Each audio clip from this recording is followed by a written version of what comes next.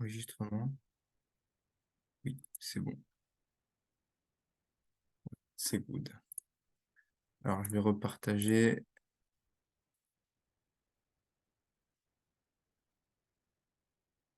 Voilà. Alors, bonjour à toutes et à tous. Donc, j'espère que ça va super bien. En tout cas, moi, ça va. Alors, on va commencer cette formation sur le changement climatique. Euh, Donc, une première question, juste pour faire un petit tour de table rapidement. Est-ce que chacune et chacun peut juste se présenter en disant son nom, sa provenance, pourquoi vous êtes venu à cette formation? Ça permettra un peu aussi de faire brise-glace et de faire un peu plus interactif dès le début. Donc, allez, je vais donner la parole, par exemple, à... Donc, moi, je le fais d'abord, et après, je donne la parole. Donc, moi, je m'appelle Florian Labaude, je suis coprésident des JAC.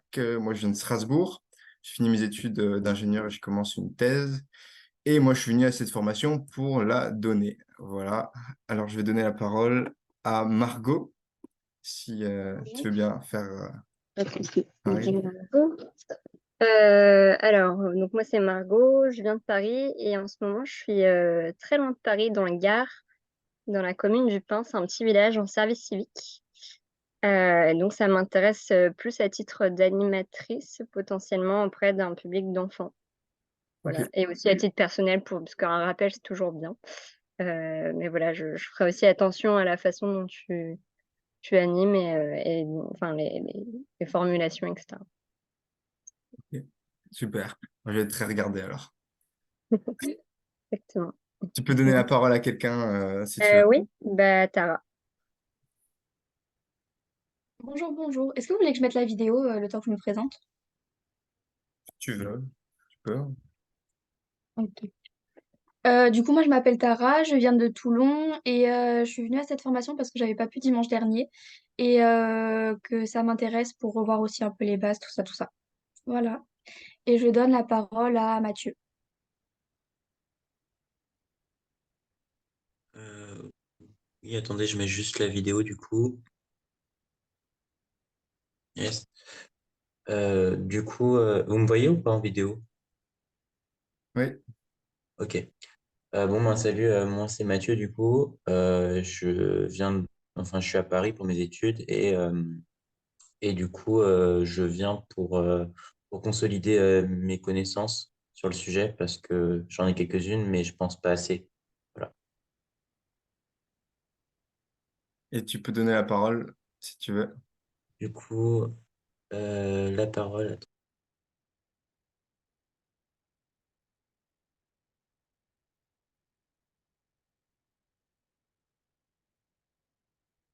Entre Annabelle Je et la donne à Caroline. Annabelle.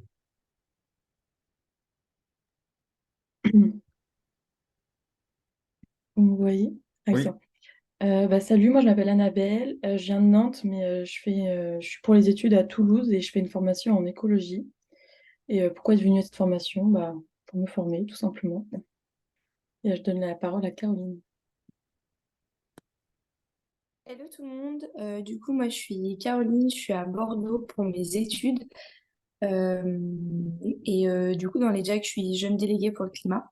Et je viens ici parce que j'avais pas encore vu cette formation de Florian et je suis trop chaud pour consolider mes connaissances et voir comment il l'anime.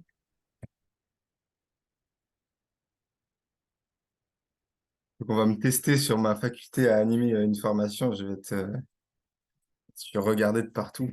Il va y avoir le stress qui va monter. Merci de vous être présenté. C'est bien de aussi mettre un peu des visages sur des noms et puis pouvoir discuter avec vous dès le début. En tout cas, moi, ça me fait plaisir. Donc, on va tout de suite commencer. Alors, si les slides elles veulent bien défiler. Alors, première question, rapidement, selon vous, quel est votre niveau de connaissance sur le changement climatique de 1 à 10? C'est pas une question piège ou pour juger, c'est vraiment comment vous vous sentez par rapport à vos connaissances là-dessus. On peut faire, je vais lui donner la parole, par exemple, Tara. J'étais en train de réfléchir, mais je pense que je suis autour de 6, 7, Ok. honnêtement. Margot? un peu pareil que Tara. Après, bon, c'est relatif parce que si on se met d'un point de vue d'expert, je dirais que je suis à 1. Mais disons, par rapport à une moyenne générale, je me mettrais autour de 6-7. Ok. Mathieu? Je dirais, ouais, comme Margot, du coup, j'ai des bases, mais après, ça dépend par rapport à quoi on se compare. Ouais. Ok. Annabelle? Moi, j'ai pas de très original, hein, je vais dire 7. Ok. Caroline? Ouais, moi j'aurais dit à peu près pareil. Enfin, j'ai déjà fait pas mal de fresques et j'ai lu pas mal de choses, mais bon, on va pas être trop confiant quand même, quoi. Ok. Ok, ok. De toute façon, alors je vous le dis, moi je ne suis pas climatologue, même si je fais des études dans l'environnement. Donc il va y avoir des choses que vous savez déjà. Mais le but, c'est d'essayer de récapituler là surtout les bases du changement climatique. Et donc je ne vais pas essayer trop d'empiétrer sur tout ce qui est négociation internationale, sur vraiment les derniers rapports du GIEC, donc vraiment les derniers résultats, parce qu'il y aura une autre formation dédiée à ça. Donc moi, c'est plutôt sur les mécanismes. Enfin les phénomènes autour du changement climatique. Donc c'est ce sur quoi je vais revenir. Il y a peut-être une ou deux slides que je vais passer. S'il y a des incompréhensions, n'hésitez pas. Et de toute façon, il y aura quelques questions que je poserai pendant la formation. On va essayer, je sais pas combien de temps vous avez, je vais essayer de rester dans un timing d'à peu près 1 heure. On verra à quel point j'arrive à rester dedans. Euh, voilà. Voilà. Si je vois qu'à un moment donné, je suis pas bon dans le temps, je passerai sur quelques trucs.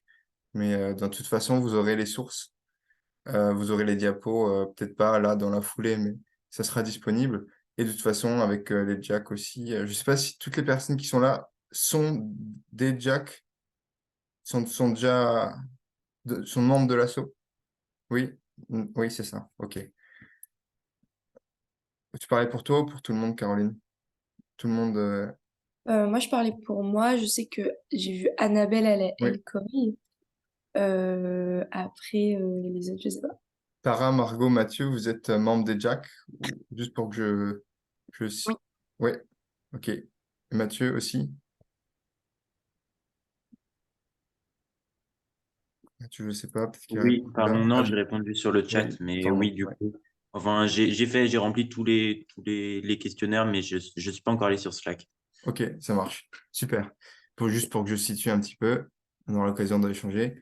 Bon, alors, commençons. Alors moi, rapidement, donc je me suis déjà présenté. Moi, je viens de Strasbourg, j'ai 23 ans et donc je finis un diplôme d'ingé, un master et je commence une thèse donc autour des thématiques eau, environnement et là, planification énergétique et climatique à l'échelle locale. Donc j'ai juste mis quelques photos pour dire que je fais pas que du climat, ma vie, en fait, j'ai d'autres activités que j'essaie d'avoir voilà, aussi parce que je vis comme tout le monde. Alors, une petite table des matières qui est peut-être pas ici, qui est à peu près actualisée. On va parler d'abord des causes du changement ou dérèglement climatique. On va s'attarder sur les gaz à effet de serre particulièrement. Ensuite, on va aborder, après cette grosse partie, les conséquences. Et donc sur les socio-écosystèmes, un peu sur la relation avec la société, enfin les conséquences que ça peut avoir sur la société. Avec quelques études de cas de la France, si on a le temps pour préciser certaines choses. Et il y a une partie un peu solution, mais celle-là, vu qu'elle elle empiète un peu sur tout ce qui est négociation internationale, et puis il y a aussi une part individuelle, on verra dans quelle mesure on a le temps de l'aborder. Vraiment, l'objectif, c'est la formation, c'est les bases du changement climatique. Oui, Tara? Est-ce que tu conseilles de prendre des notes pendant la formation ou pas spécialement, il y aura tout de dispo? Il y aura tout dispo après. Je mettrai le diapo et il y a les sources sur les diapos. Donc, a priori, tu pourras revoir. Ce sera dans la semaine, ce sera dedans. Et puis après, dans le drive des jacks, on a pas mal de ressources. Donc, a priori, tu peux prendre quelques petites notes, mais a priori, pas besoin de- d'en prendre énormément, quoi. Merci beaucoup. Donc, les jacks, vous connaissez peut-être toutes et tous les grandes missions. Je les rappelle juste. Donc, on sensibilise et mobilise les jeunes en France à travers d'interventions et d'interventions dans les établissements scolaires. Donc, c'est vraiment une des grandes actions des jacks. Et on est soutien aussi au programme Jeunes délégués pour le climat. dont que Caroline représente. Donc, on envoie 2 étudiants en négociation internationale climat et une personne en négociation biodiversité. Et en plus de ça, on est dans la société civile aussi présent au COP. Ça, juste petit rappel pour les JAC. Donc, cause du règlement climatique. D'abord, je voulais faire une petite comparaison différence météo-climat. Donc, est-ce que vous savez ce que c'est, qu'est-ce que ça évoque pour vous, le climat par rapport à la météo? C'est quoi la différence? Est-ce qu'il y en a qui veulent prendre la parole?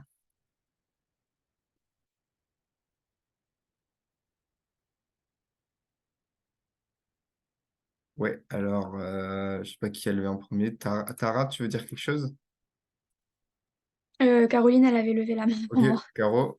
Ouais, Ouais, moi j'allais dire la météo, ça peut varier de jour en jour et ça veut pas forcément dire grand-chose à long terme, alors que le climat c'est quelque chose de plus à long terme sur la moyenne des températures. ok. Ouais, Tara, tu veux dire quelque chose? Il y a aussi une histoire d'échelle. Le climat, enfin la météo c'est plutôt local, tandis que le climat c'est plus large. Ouais, ok. D'autres personnes veulent dire quelque chose? Non?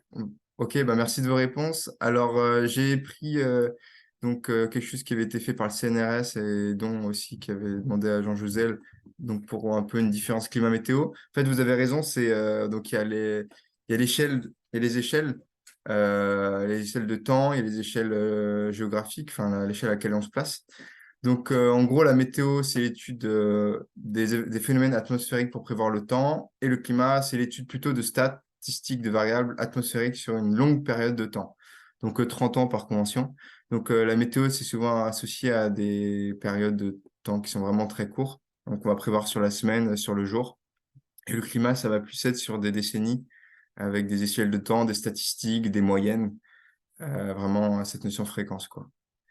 Et donc, 5 degrés du climat, c'est pas pareil que 5 degrés dans la météo qui change d'un jour à l'autre. Et c'est vraiment ces différences qui sont aussi importantes à comprendre. Et voilà, donc là, j'ai mis quelques différences entre climat et météo. Ce que donne la météo et ce que donne pas le climat, ce que donne le climat et pas la météo. Euh, donc, la différence entre les deux, mais je pense que vous l'avez un peu compris, c'est vraiment les échelles de temps et la notion de moyenne, de statistique entre les deux, quoi. Donc, on va parler d'abord, dans un premier temps, des gaz à effet de serre. Mais d'abord, je vais vous poser quelques questions. La première, c'est quelle serait la température moyenne si à la surface de la Terre, il n'y avait pas d'effet de serre? S'il y en a qui veulent répondre directement, d'emblée. Annabelle? Je crois que c'est -17 ou -20. Je crois que c'est -17. Ok. D'autres réponses? Non? Ouais, c'est à peu... Oui, Caro, ouais, ok, c'est ouais, -17, -18, c'est à peu près ça. Et aujourd'hui, on est aux alentours de 15, si je dis pas de bêtises. Donc, c'est la variation de température entre s'il n'y avait pas d'effet de serre et s'il y avait d'effet de serre. Maintenant, est-ce que vous pouvez me dire le gaz à effet de serre qui est le plus présent dans l'atmosphère?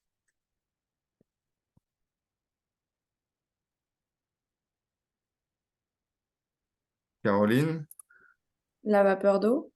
la vapeur d'eau. Est-ce qu'il y en a d'autres qui veulent dire autre chose? Mathieu? Non, non, c'était pour dire la Ok. Bah ouais, c'est bien ça, c'est la vapeur d'eau. On le verra après. Mais maintenant, quels sont les autres gaz à effet de serre que vous connaissez? Est-ce que vous en connaissez d'autres que la vapeur d'eau? Et je pense que oui. Tara, Margot, vous voulez, à mon avis, vous Oui, connaissez. pardon, je prends la parole sans lever la main. Bon, ben, le CO2, le méthane, le protoxyde d'azote, c'est ce qui me vient en premier. J'imagine qu'il y en a d'autres. Ok. Ouais, alors c'est les principaux, je suis pas un expert de tous, donc on va rester là-dessus et je vais y revenir juste après. Et maintenant, est-ce que vous avez une idée de leur temps de résidence dans l'atmosphère un peu? Si le méthane, c'est plus ou moins, ça reste plus ou moins longtemps dans l'atmosphère ou pas, que le CO2 ou que le protoxyde d'azote. Caroline? Bah, je crois que le CO2, c'est celui qui reste le plus longtemps dans l'atmosphère, mais enfin peut-être pas le plus longtemps, mais en tout cas il reste plus longtemps que le méthane. Par contre, le méthane, il a un pouvoir 4 fois plus réchauffant que le CO2, et je crois que c'est pareil pour le protoxyde d'azote. Mais Ok, bah écoutez, les réponses, elles seront juste après. Je vais pas donner, je vais pas tout donner maintenant. Donc, les différents gaz à effet de serre, ils n'ont pas tous les mêmes impacts et ils sont même variants en fait selon la comptabilité utilisée. Donc, en gros, quand on parle de gaz à effet de serre, on parle de gaz qui amplifient ce processus au départ naturel en prenant le CO2 comme indicateur de base. Donc, en fait, on va se baser sur le CO2 qui, lui, a un temps de résidence appelé à peu près de 100 ans. Ça ne veut pas dire que tout le CO2 part après 100 ans, c'est à peu près la moitié. Et après, des fois, il faut des milliers d'années, dizaines de milliers d'années pour que vraiment tout le surplus de CO2 il soit éliminé. On parle aussi de pouvoir de réchauffement global, donc aussi appelé enfin, global warming power ou quelque chose comme ça, qui va en fait dire si un gaz est plus ou moins réchauffant, un pouvoir de réchauffement plus grand par rapport au CO2. Donc en fait, le méthane à 100 ans, si on prend sur une durée de 100 ans, il est 28 fois plus puissant. Et le protoxyde d'azote, 273 fois. Le méthane, il reste à peu près 10 ans enfin, son temps de résidence, c'est à peu près 10 ans. Et le protoxyde d'azote, c'est à peu près 109, 120 ans, comme vous voyez sur un peu le tableau à gauche. Par contre, ça, c'est quand on se base sur, on va dire, un pouvoir de réchauffement à 100 ans. Si on se base sur un pouvoir de réchauffement à 20 ans, c'est ce que vous voyez à droite. Là, vous voyez la contribution des gaz à effet de serre dans le réchauffement. Eh ben, c'est complètement différent. Parce qu'en fait, par exemple, le méthane, sur 100 ans, il est à peu près 30 fois plus puissant que le CO2, mais sur 20 ans, il est de l'ordre, je crois, de à peu près 80 fois plus puissant que le CO2. Donc aujourd'hui, quand on parle de climat, dans les projections climatiques et dans les rapports, souvent, on base sur 100 ans. Sauf que des fois, les échelles de temps, elles sont beaucoup plus courtes et qu'en fait, voilà, il y a des personnes qui estiment qu'il faudrait plus parler à une échelle de temps plus proche, quoi. Donc, parce qu'à 20 ans, par exemple, le méthane est beaucoup plus puissant et il rentre vraiment beaucoup plus en compte. Oui, Caroline?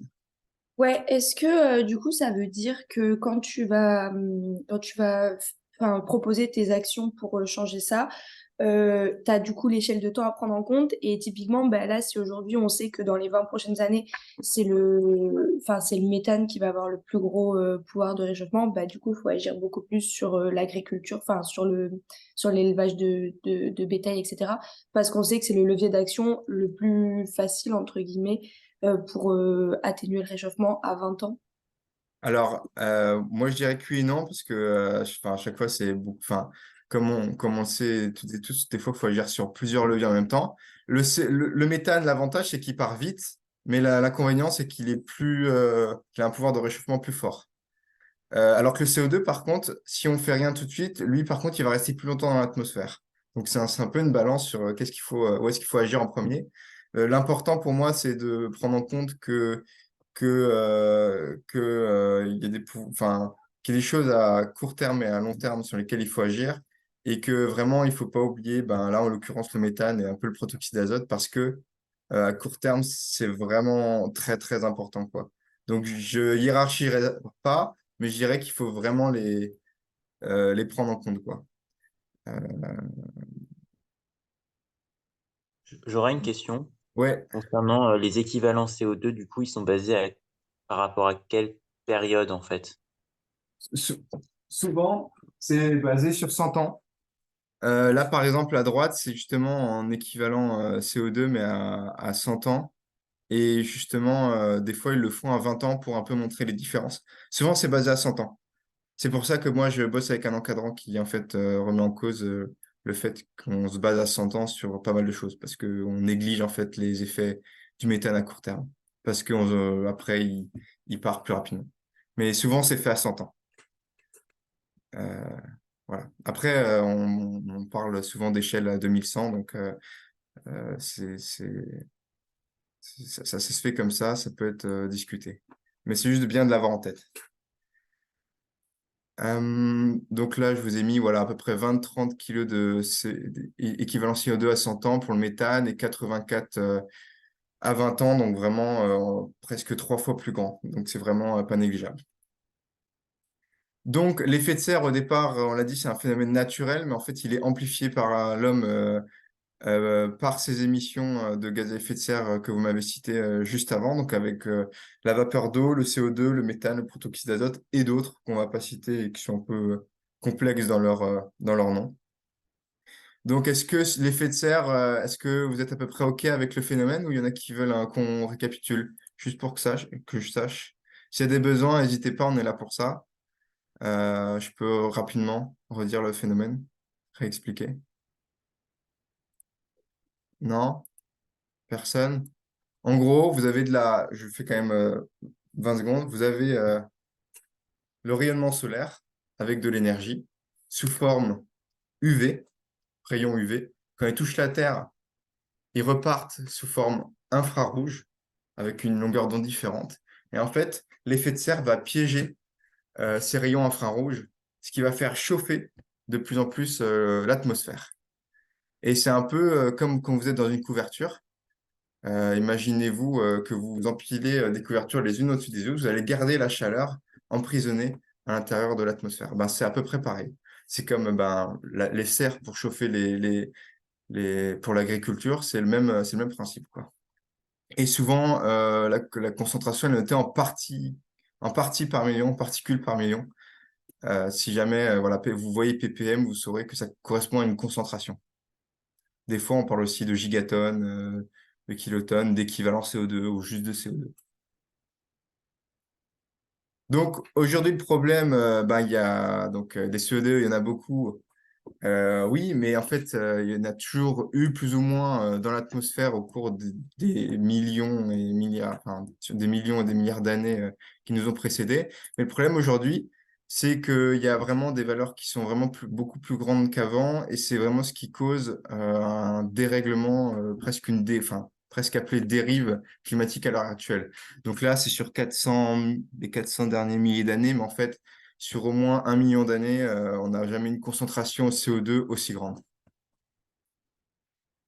Le lien, il a été très bien établi entre concentration de CO2 et de gaz à effet de serre et augmentation de température.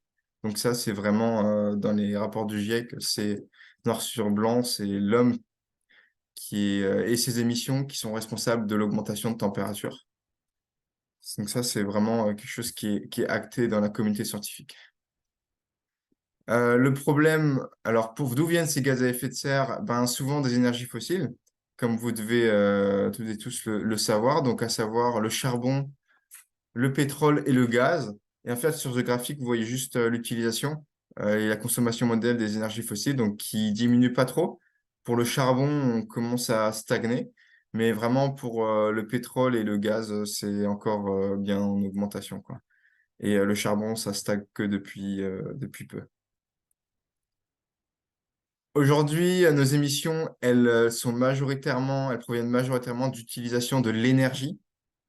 Oui, parce qu'en fait, quand on va, euh, quand on va se déplacer, quand on va utiliser des machines, quand on va, enfin, pour l'industrie, pour l'informatique, on utilise de l'énergie. Et en fait, c'est cette énergie nous vient des fois des énergies fossiles, et c'est ce qui cause en fait la majeure partie des émissions de gaz à effet de serre. Une autre étant liée à l'agriculture et à l'utilisation des terres et un peu aux déchets et à l'industrie directement un peu chimique et au béton. Donc c'est vraiment un lien aussi entre énergie et gaz à effet de serre, même si l'agriculture et l'utilisation des sols n'est vraiment pas à négliger. Aujourd'hui, dans le monde, la première source d'émissions de gaz à effet de serre, c'est quand même la production d'énergie. Donc, c'est un peu, en France, on se dit, ah bon, c'est bizarre. Ou alors, on se dit, ben, en France, nous, on n'émet pas trop de gaz à effet de serre de la production d'électricité. C'est vrai, mais dans le monde, c'est quand même, c'était quand même, en tout cas en 2018, la première source d'émissions de gaz à effet de serre, quoi. Dans le monde, on utilise pour l'utilisation de l'énergie encore une grande partie de pétrole, un tiers, de charbon, un tiers, et de gaz naturel, un peu moins d'un tiers. Et on a une petite partie d'énergie renouvelable qui tend à augmenter, et une part de nucléaire dans la production et consommation d'énergie. Donc les émissions, si on fait le lien entre consommation d'énergie fossile, consommation d'énergie et émissions de CO2, ben, on a des augmentations avec une baisse marquée seulement pour l'année 2020, mais donc, qui est ensuite est suivie d'un rebond en fait. On a juste plus consommé après le Covid. Euh, là, le petit pic en bas, c'est 2020 et après on remonte. Et à droite, vous avez les changements entre les différentes années des émissions à gaz à effet de serre. Donc, si vous regardez tout à droite, vous avez 2020 avec une grande barre vers le bas parce qu'on a vraiment moins émis que que l'année précédente. Et après 2021, on a vraiment plus émis que l'année 2020. Et 2022, un peu plus que l'année 2021. En France, comme je vous l'ai dit, on a le NUC. Oui, Flo des eaux, ouais. Est-ce que tu peux revenir sur la slide d'avant, s'il te plaît? ouais. Merci. Du coup, là, si on lit bien le graphique, ça veut dire que annuellement dans le monde, en 2021 en tout cas, on a émis 0,3 gigatonnes de CO2. C'est ça ou pas? Sur le graphique de droite, Ouais, ouais, ouais.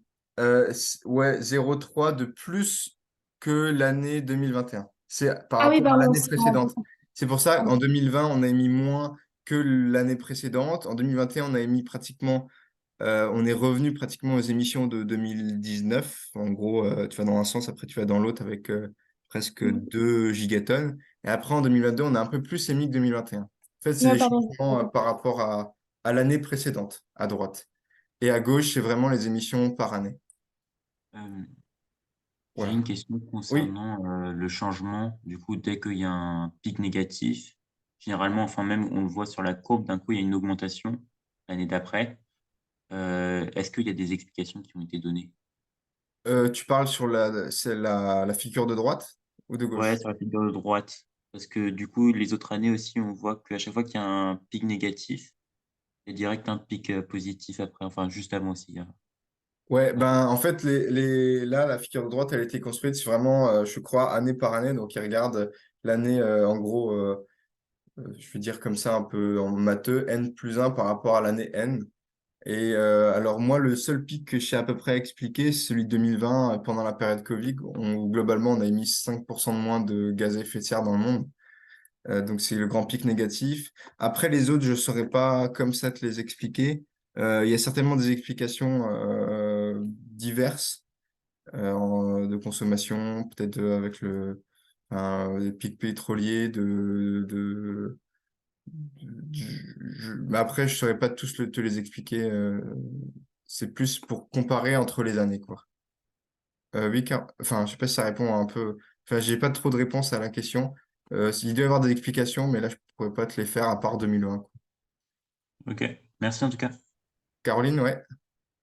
Ouais, du coup, juste peut-être, enfin, juste deux choses. La première, c'est tu dois avoir les crises, effectivement, juste avant 2010, tu dois avoir la crise de 2008. Euh, les années 80, effectivement, ça doit être les pics pétroliers, enfin, les chocs pétroliers, etc. Mais juste, du coup, Flo, est-ce que tu as en tête à peu près les émissions annuelles dans le monde, du coup? Enfin, à combien de gigatonnes on est à peu près? Je sais Euh, pas si tu l'as pas ouais, en tête. million metric tons.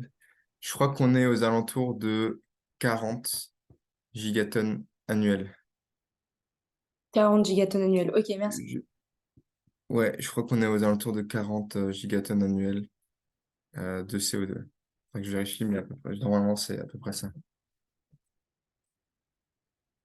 Ok, Merci. ok, ça va. Des fois, il faut me dire si c'est un peu trop, même si tu vais trop vite ou si c'est trop technique. Il n'y a pas de souci, je reviens sur des graphes qui sont pas tout le temps hyper compréhensibles. En France, rapidement, on a le nucléaire qui nous fait un peu baisser les émissions de CO2 dans la production d'énergie. Donc, la première cause d'émissions de gaz à effet de serre en France, c'est le transport. Si on parle en équivalent CO2, après, on a l'agriculture, le secteur résidentiel, tertiaire, ensuite l'industrie manufacturière, et enfin l'utilisation de l'énergie et les déchets. Donc, c'est pour vous situer un peu en France comment les émissions françaises, quoi. Là, une grosse slide où surtout regarder les gros chiffres en gras sur les émissions mondiales. Donc en fait, on a une responsabilité commune mais différenciée entre les pays. Il y a vraiment une différence entre les émissions par pays, les émissions par habitant, puis les émissions par rapport au niveau de vie ou par rapport au niveau, au point de PIB. Donc les choses à retenir, ça c'est les chiffres de 2017. En émissions par pays, donc c'est la Chine, les États-Unis et l'Union européenne qui sont dans les trois premiers. Et après, on a l'Inde en quatrième. Je suis pas sûr que l'Inde soit passé devant l'autre entre-temps, mais ce sera à confirmer. Les émissions par habitant avec des pays comme l'Arabie Saoudite, le Canada et les États-Unis en trois premières positions, suivi par la Corée du Sud. Et les émissions par point de PIB, donc un ratio entre les émissions et le PIB, où la Chine, la Russie et le Canada se placent en première position. Donc, il y a des augmentations vraiment fortes. Donc, pour la Chine et l'Inde, vraiment avec des augmentations d'émissions annuelles et les, des pays comme, ou des groupements de pays comme l'Union européenne, c'est plus tendance à diminuer. Par contre, si on cumule depuis 1850 les émissions de CO2, en fait, on voit que le classement, il peut être, enfin, il est vraiment différent parce qu'en fait, si on cumule les émissions, les pays développés, c'est vraiment ceux qui ont vraiment émis le plus euh, durant l'histoire. Et par exemple, là, vous voyez qu'avant l'Inde, on avait dit que annuellement, c'était le quatrième pays à émettre le plus. Et là, on voit que l'Inde est vraiment derrière l'Allemagne en cumulé. Donc c'est vraiment, il y a vraiment une responsabilité aussi des pays développés parce que en émissions depuis 1850, elles ont été très polluantes, quoi. Donc le Royaume-Uni, l'Allemagne, la France aussi en 12e, 13e position et des pays de l'Union européenne. Oui, Margot? Oui, j'ai une question. Ces chiffres, est-ce qu'ils prennent en compte les émissions associées aux produits importés ou c'est vraiment que ce qu'on émet sur notre territoire? Là, à mon avis, c'est les émissions par pays. C'est les émissions territoriales, donc vraiment les émissions Ouais. par pays. Donc c'est pas empreinte carbone de chaque pays, c'est vraiment Et émissions par pays. Ok. Et est-ce que tu sais s'il y a des chiffres qui, même si ça doit être assez complexe à calculer, qui essaient de prendre en compte les émissions d'une façon plus systémique? Ouais, alors il y a différents. Ouais, ouais. Le mieux, ce qui est le plus complet, c'est d'avoir l'empreinte carbone en équivalent CO2. Donc, Hmm. c'est-à-dire avoir les émissions importées et exportées et avoir tous les gaz à effet de serre pris en compte. Donc, en fait, tu peux le Ouais. retrouver sur Internet, hein, dans certains rapports du GIEC ou sur les sites gouvernementaux, enfin, Ok. le site du gouvernement, tu peux trouver des chiffres de l'empreinte carbone aussi des pays et voir les différences. Donc, ça permet de comparer, entre, par exemple, la France, la Chine, l'Inde aussi, pour voir un peu les différences, parce qu'on sait que certains de ces pays eh ben, produisent des biens de consommation pour nous, et donc ils exportent en fait presque. Ils ont des, donc nous, on a des émissions importées, ben, eux, c'est presque des émissions exportées, quoi. Donc ça se trouve sur Internet, mais ouais, il faut bien faire la différence entre émissions territoriales, Mhm. empreinte carbone, et voir s'il y a tous les gaz à effet de serre pris en compte. Mais ça Ok, doit se trouver, ça se trouve.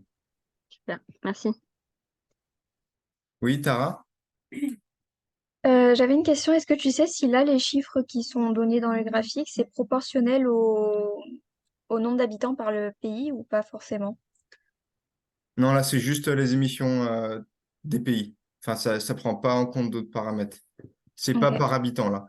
C'est ok, vraiment juste le pays. ça marche. Merci. Les émissions par pays, c'est ce que j'ai mis avant, par habitant, pardon. C'est ici, donc là, c'était des chiffres de 2017. C'est aussi des choses qui se retrouvent sur Internet.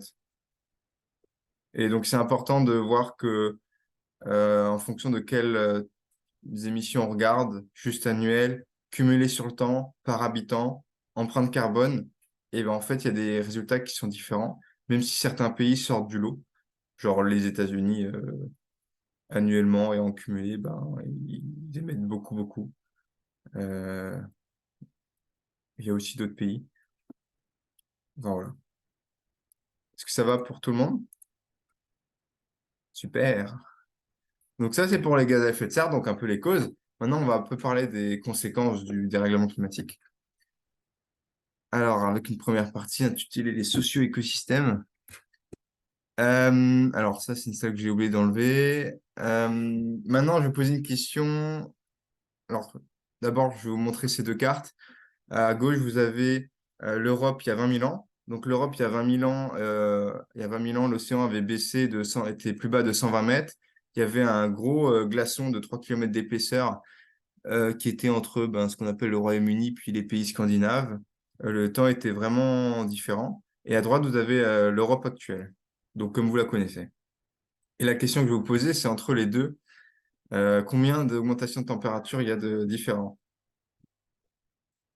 Combien quelle est la température qui a augmenté depuis ces deux photos? Oui, Caroline? Je crois que j'avais vu que c'était 5 degrés, un truc comme ça, en mode vraiment pas beaucoup. Mais Ok. voilà. D'autres réponses?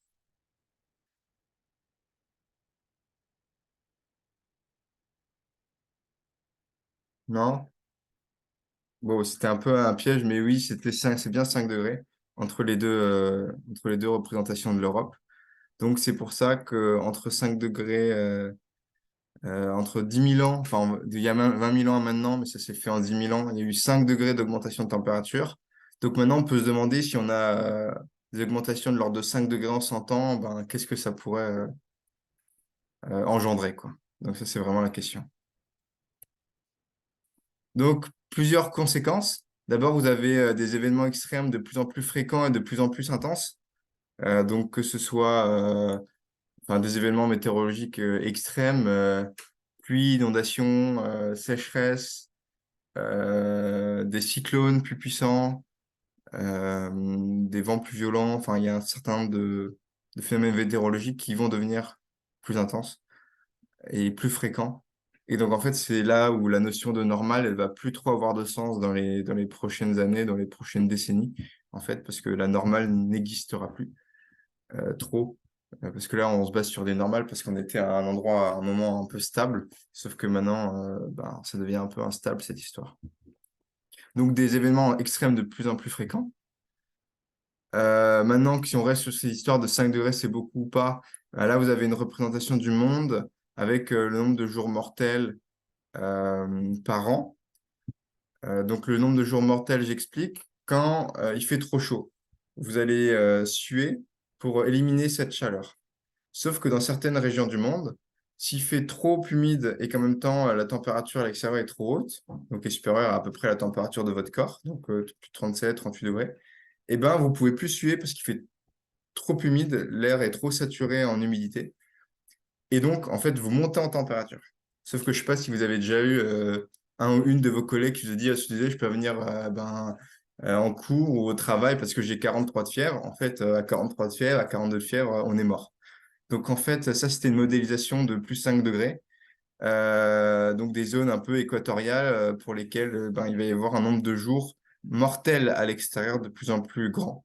Et en fait, là, les régions qui sont en rouge foncé, c'est des régions quand même qui habitent des fois des centaines de millions de personnes. Et donc, c'est pas négligeable. C'est vraiment pas négligeable. Ça, je vais passer.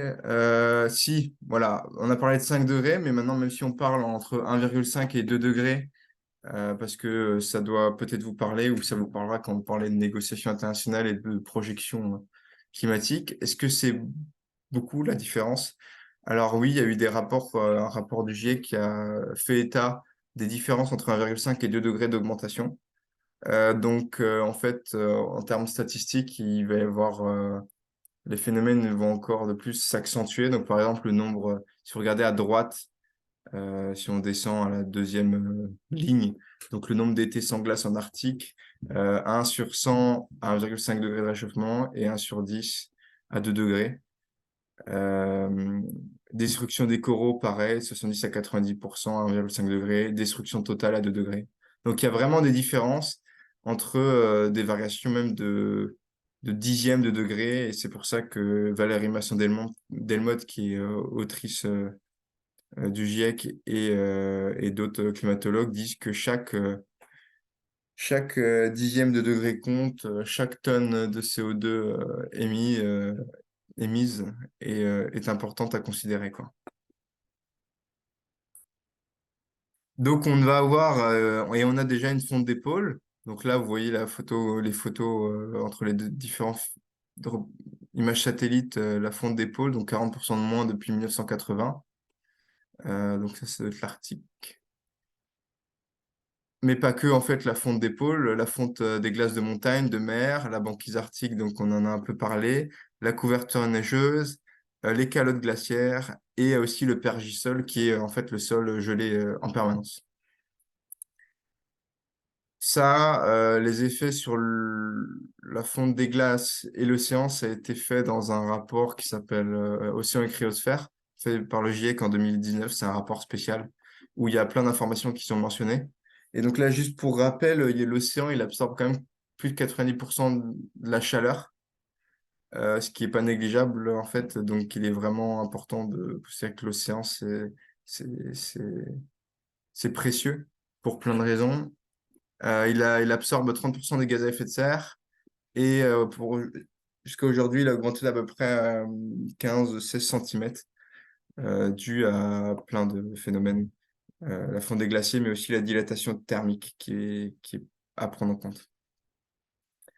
Il y a une partie des gens et des activités économiques qui vivent en montagne. Et donc aujourd'hui, la fonte de certains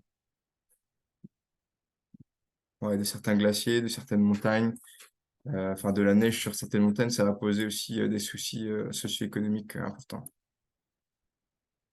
La montée du niveau de l'eau, en fait, c'est déjà un peu dans le slide d'avant, donc elle augmente de plus en plus et c'est un phénomène qui est en fait un peu plus ou moins inarrêtable dû à la lenteur du système. On pourra en parler à un autre moment si vous voulez. Donc aujourd'hui, l'eau monte à cause de deux phénomènes. De un, la dilatation de l'eau. En gros, quand l'eau chauffe, eh ben, elle prend plus de volume. Et il y a la fonte des glaces aussi et des calottes polaires. Donc c'est vraiment ces deux phénomènes. C'est pas que la fonte des glaciers et des calottes polaires qui causent l'augmentation du niveau de la mer.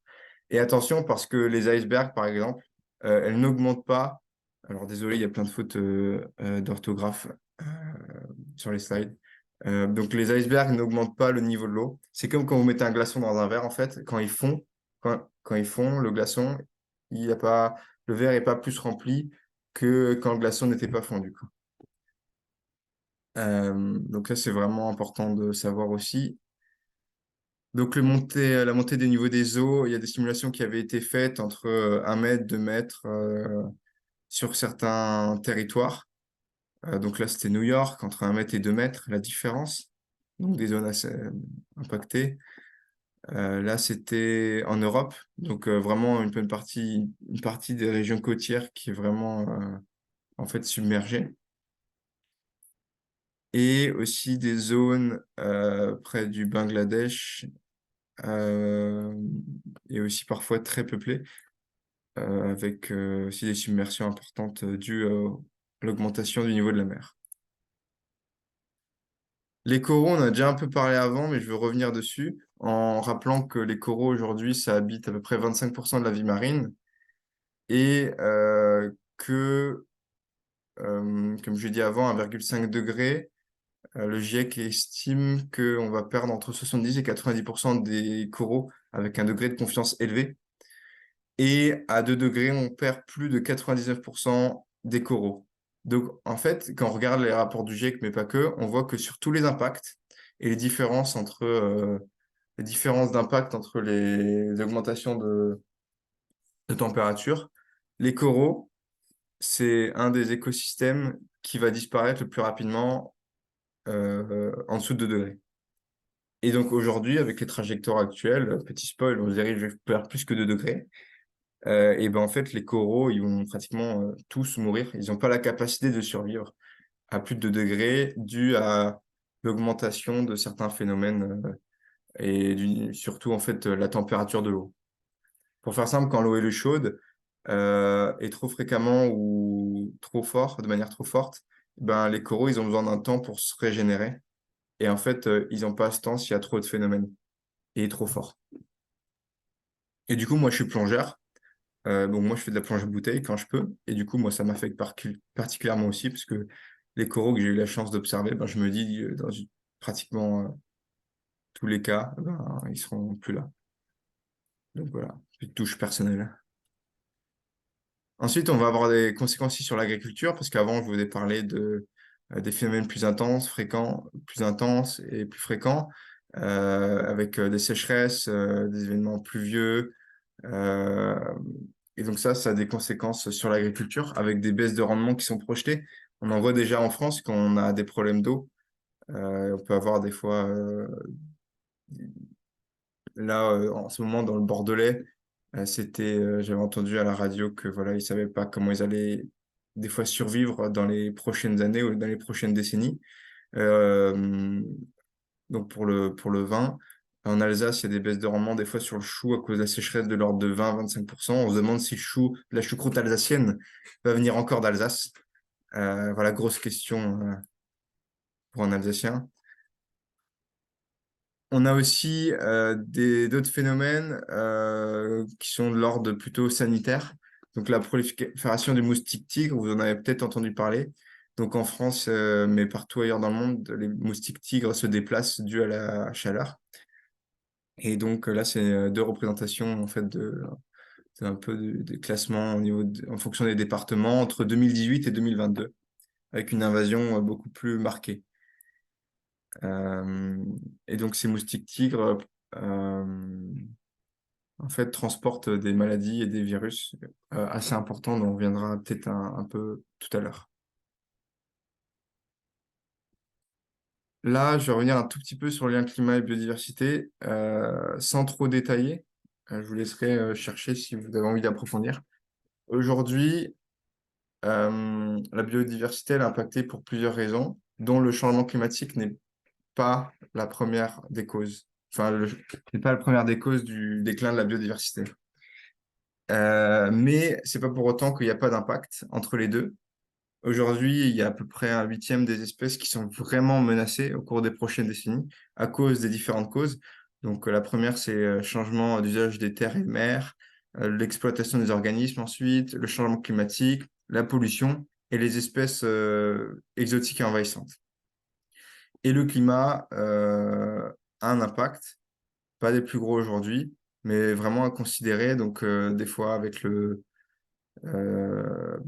ressources en eau, les événements extrêmes, ça impacte les hommes, mais pas seulement. Donc, je laisserai approfondir ce point si vous voulez, mais il y a vraiment un lien entre les deux. Les ressources en eau, je vous en ai déjà un peu parlé. En France, on a de plus en plus d'arrêtés sécheresse, par exemple. Donc, on a une ressource en eau qui se fait rare, même dans des pays où on considère qu'on a pas mal d'eau par rapport à d'autres continents. Et en fait, plus globalement, si vous avez déjà fait la fresque, on a tous les impacts que vous retrouvez sur une fresque du climat.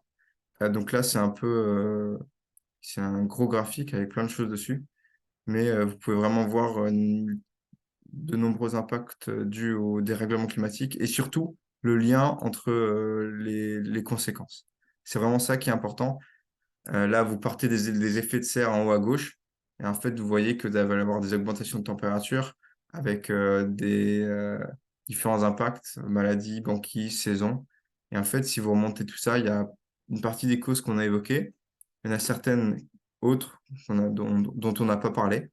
Et en fait, tout est relié entre eux. Et si vous avez fait une fresque du climat, vous avez dû le voir. Si vous n'avez pas fait, je vous invite à en faire une si vous avez l'occasion. Et en bas à droite, vous avez des conséquences qui sont plus de l'ordre sociétal. Donc, c'est-à-dire famine, conflits armés, réfugiés climatiques, qui sont en fait la cause de toutes les conséquences, enfin, qui sont en fait qui sont les conséquences de tous les phénomènes dont on a parlé juste avant.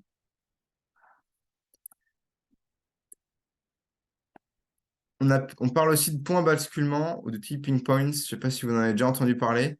Donc, le GIEC le définit comme des points, comme des seuils critiques au-delà desquels un système se réorganise, souvent de manière abrupte et ou irréversible.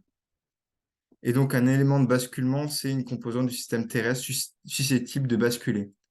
Donc, en fait, vous avez des phénomènes qui, des fois, quand ils changent de manière irréversible. Et donc, c'est plus possible de faire machine arrière. Et des fois, ça va avoir des conséquences vraiment hyper importantes. Je vais en développer une ou deux des points de basculement, ou en tout cas des boucles de rétroaction positive. Je ne sais pas si ça vous parle aussi des boucles de rétroaction positive. C'est en gros où il y a un phénomène qui va en fait s'auto-alimenter. Et c'est ça ce qu'on appelle une boucle de rétroaction positive. Je vais vous donner un exemple juste après, ça va plus vous parler. L'albédo, par exemple. L'albédo, c'est la capacité à réfléchir, la capacité d'un sol à réfléchir les rayons du soleil. Et donc, en fait, quand vous avez une surface blanche et gelée, elle va beaucoup mieux réfléchir la lumière du soleil et donc l'énergie et donc de la chaleur. Et en fait, quand il y a du changement climatique, donc il y a une augmentation de la température, donc ces espaces tout blancs, tout gelés, ils fondent. Et donc, on a une diminution de l'albédo. Donc, en fait, après, il y a le sol et en fait, ouais, le sol qui va absorber plus d'énergie et ce qui va contribuer au réchauffement au niveau des couches basses. Donc, est-ce que c'est compréhensible pour tout le monde ou pas? C'est cette boucle de rétroaction, par exemple. Ouais. Il y en a une autre juste après qui arrive. La fonte du pergisol et la libération de méthane, peut-être que ça vous parle. En gros, il y a des sols dans le monde qui sont gelés en permanence et qui contiennent une grande quantité de méthane. Et le méthane, comme vous le savez, c'est des quantités importantes de gaz à effet de serre. Enfin, ça émet beaucoup de... Enfin, ça a vraiment un gros pouvoir de réchauffement et c'est un gaz à effet de serre important. Et en fait, avec le réchauffement, le pergisol, il chauffe et libère du méthane, ce qui amplifie le changement climatique et le réchauffement climatique, et ce qui amplifie la fonte du permafrost ou pergisol, et ainsi de suite. Et en fait, ça peut être plus ou moins inarrêtable, et c'est pour ça qu'on a des fois des incertitudes dans les projections climatiques sur ces phénomènes. Là, j'ai vu un article récemment sur le méthane et les eaux humides, avec aussi une sorte de rétroaction, une boucle de rétroaction positive. Euh, sans trop détailler, vous avez des espèces végétales un peu marécageuses dans les zones humides qui, euh, lors des phénomènes orageux, vont être sous l'eau et se décomposer et vont émettre du méthane lors de la décomposition. Sauf que comme il y a en plus d'événements météorologiques extrêmes, il va y avoir de plus en plus, je pense, cette eau qui va augmenter dans les zones humides ou marécageuses, donc cette production de méthane. Et donc là, il y a des études et des simulations qui commencent à être faites sur le méthane dans les zones équatoriales et en Afrique, par exemple. Ouais, j'ai vu des mains levées. Ouais, c'est moi. Euh, du coup, le méthane, enfin, au final, il n'y a pas que l'agriculture et le bétail qui produisent beaucoup de méthane. Genre, il y a bah, du coup les zones humides où tu disais, enfin, c'est à prendre en compte de manière équivalente. Ouais, alors il y a avant ces deux choses, il y a aussi quand on exploite du gaz et du pétrole, il y a une quantité de méthane qui est émise, je sais plus à quel moment du processus, mais il y a une quantité qui est émise à un certain moment dans l'exploitation des énergies fossiles. Et c'est plus ou moins, je crois, à peu près au même niveau ou un peu en dessous que l'agriculture, mais c'est aussi dedans. Et en fait, l'agriculture et ce que je viens de dire, plus encore un troisième phénomène, mais moindre, c'est 2 tiers des émissions de méthane. Et après, tout ce qui est zone humide, marécageuse et méthane qui est à l'intérieur, c'est 1 tiers. 1 tiers, en gros, du méthane qui est émis, qui est un peu d'origine presque naturelle. Et après, 2 tiers qui est plutôt anthropique, avec l'agriculture dans ces 2 tiers. Et du coup, là, dans ce que j'ai dit avec cette étude et cet article, c'est que ils savent pas, ça se trouve, les zones naturelles vont émettre beaucoup plus de méthane à cause du réchauffement climatique et des événements extrêmes qui vont s'amplifier. Donc, c'est peut-être ben, ce qu'ils appellent une bombe climatique dans certaines régions d'Afrique ou équatoriales. Voilà. Il n'y a pas que l'agriculture qui émet du méthane, mais qui contribue quand même pas mal. Oui, Tara? Du coup, la découverte de cette bombe climatique, elle est quand même assez récente, parce que je Ouais, n'avais jamais entendu ouais, parler ouais, j'ai avant. entendu ça récemment. Après, j'ai pas encore fouillé tous les articles scientifiques.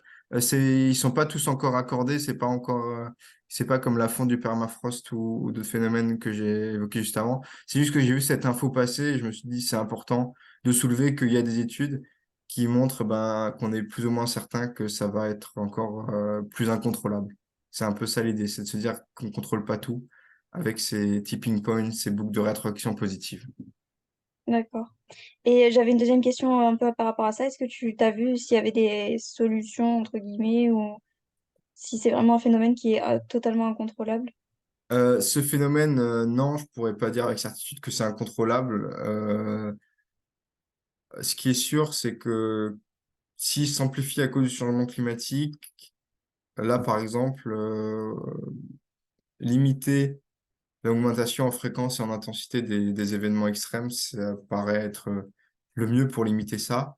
Après, les zones naturelles, elles permettent aussi d'absorber du CO2 et donc je sais pas le ratio. Voilà. Il y a toujours une incertitude où on peut pas, sur laquelle on peut pas trop s'exprimer. Mais dans les rapports du GIEC, ils ont des degrés de confiance parce que des fois, il y a des trucs où ils sont plus ou moins certains et des choses sur lesquelles euh, les scientifiques sont moins certains. Donc, je peux pas t'assurer avec certitude ça. Et autre que que les boucles de rétroaction positive dont je vous ai parlé, donc l'albédo et le méthane dans le permafrost pergisol et dans les zones humides. Il y a d'autres points de basculement comme les courants océaniques. Donc, quand on modélise le climat, on modélise aussi les courants océaniques. Il y a certains où voilà, on a peur qu'ils s'arrêtent, ou ils se dérèglent et ça aurait des conséquences climatiques assez importantes. Mais ça, il y a des choses dont on n'est pas sûr. Voilà, encore. Donc, d'où viennent ces infos? Pour vous informer vous-même, en plus de la formation. Ça vient donc des rapports du GIEC, principalement, et des études scientifiques. Donc, rappel, le GIEC, ça a été créé en 1988. Ça comprend 195 États membres, presque un millier de scientifiques bénévoles. Et l'objectif, c'est vraiment pas de créer de la donnée, c'est vraiment de synthétiser les données scientifiques existantes pour créer un consensus scientifique et après en informer les décideurs politiques. Donc là, il y a le sixième cycle d'évaluation du GIEC, donc appelé aussi sixième rapport, qui est sorti entre fin 2020 et 2020, fin 2021 et 2022. Et donc, il y a un rapport tous les 5 ans qui est divisé en 3 parties, avec des rapports spéciaux comme ceux dont je vous ai parlé avant, océan et cryosphère. Il y a les rapports entre 1,5 et 2 degrés. Voilà. Et ce qui est important de préciser, qu'est-ce que je veux préciser? Je sais plus. Donc, n'hésitez pas à aller feuilleter ça. Il y a différents rapports. Il y a les gros rapports de 2000 pages. Il y a les rapports techniques. Donc, résumé technique. Et après, il y a le résumé pour décideurs qui est lui encore plus petit. Et après, il y a encore plein d'assauts ou d'autres organisations qui font des résumés de ces résumés, ou des résumés juste des rapports. Donc, c'est peut-être plus lisible. Et Flo, il y a la Avec le livre. formation GIEC aussi qui va arriver chez les Jack. Oui, oui, c'est pour ça que je vais pas trop en parler. Il y a aussi il y a une formation sur le sixième rapport du GIEC. Mais voilà, c'est juste un peu pour vous donner un petit aperçu. Le GIEC, ils font des scénarios, enfin, ils font des modélisations climatiques, mais après, ils en font aussi à l'échelle territoriale. Parce que c'est bien beau de parler de climat à l'échelle globale, mais on veut savoir en gros sur notre région comment ça va impacter. Donc, il y a de plus en plus de choses à l'échelle, enfin, régionalisées qui sont faites euh, par rapport justement à la ressource en eau en France, certains débits des rivières, Météo France en 2050, voilà, un certain nombre de choses. Le GIEC, on en a déjà parlé. Ici, je vous laisserai peut-être regarder tout seul ou toute seule. C'est l'empreinte carbone moyenne française en 2019. Donc, ça fait référence aux émissions importées enfin, émissions directes et indirectes et de tous les gaz à effet de serre. Donc, on voit qu'en France, ben, c'est le transport au début avec la voiture qui émet pas mal en moyenne. Après, il y a l'alimentation avec la viande qui occupe une grande partie. Après, quand on parle du logement, c'est surtout le chauffage qui émet beaucoup. Et après, il y a plein d'autres activités qui, en moyenne, émettent moins, mais individuellement émettent des fois plus. Par exemple, l'avion, un trajet aller-retour à New York, c'est à peu près 2 tonnes. 2 tonnes, c'est ce à quoi on devrait arriver tous et tous sur la planète en 2050. Or là, il y a 430 kilos d'avion en équivalent CO2, mais c'est bien parce que c'est des moyennes. Tout le monde ne prend pas l'avion en France. Voilà, voilà. Et après, il y a plein d'émissions qui sont pas directement contrôlables, l'enseignement, la santé, les infrastructures, l'administration et la défense, donc tout ce qui est dépenses publiques. Voilà, donc c'est pour ça qu'il faut vraiment changer le système, mais à l'échelle individuelle, on peut faire des choses, mais il faudra que d'autres actions complètes. Ouais, Tara, Dans maison, c'est la fabrication d'une maison ou c'est le mobilier, etc., dans la maison? tu parles dans je me loge, construction, ou Dans j'achète. j'achète maison. Euh, une bonne question. C'est une bonne question. Hmm. D'accord. Je me demande pas s'ils prennent en compte dans le j'achète tout ce qui est lié à la finance. C'est-à-dire qu'on emprunte de l'argent pour acheter une maison, sauf que la banque, elle, elle finance aussi peut-être des projets euh, qui émettent beaucoup de CO2. Est-ce que c'est par rapport à ça dans le j'achète? Je sais pas. Ça doit se trouver peut-être le détail sur Carbone 4, sur le site Carbone 4. Pour regarder peut-être. Je sais pas pour la maison. C'est une bonne question. Bonne question. Et après, dans le logement, le plus important, c'est quand même le chauffage. Enfin, c'est vraiment super important. Mais ouais, je sais pas, donc j'achète. Une bonne question. Une bonne question. Ouais, Tara? Du coup, pour logement, gaz et fuel, est-ce qu'on va en parler après des solutions ou pas spécialement?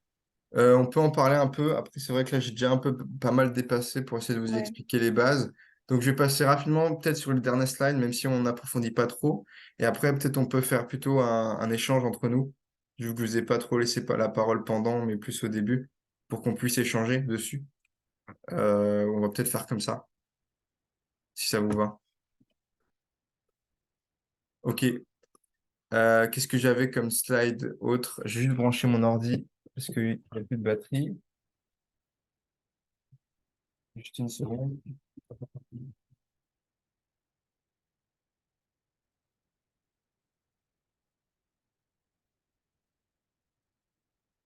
Voilà.